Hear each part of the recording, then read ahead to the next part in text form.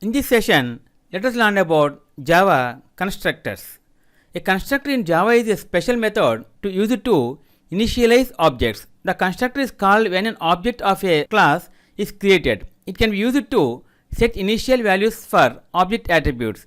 See, create a constructor. See here, create a main class, create a class constructor for the main class. See here, and execute this code.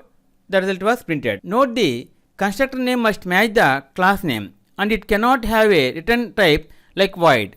Also note that the constructor is called when the object is created. All classes have constructors by default. If you do not create a class constructor yourself, Java creates one for you. However, then you are not able to set initial values for object attributes. Constructor parameters. Constructors can also take parameters which is used to initialize attributes. The following example adds an int y parameter to the constructor. Inside the constructor, we set x to y, x is equal to y. When we call the constructor, we pass a parameter to the constructor 5, which will set the value of x to 5.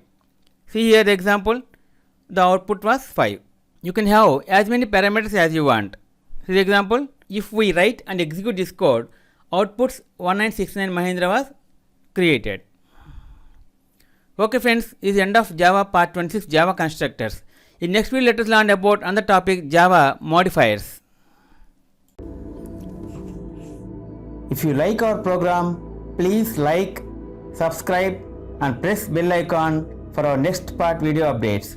Thank you friends. Meet you in next video. All the best.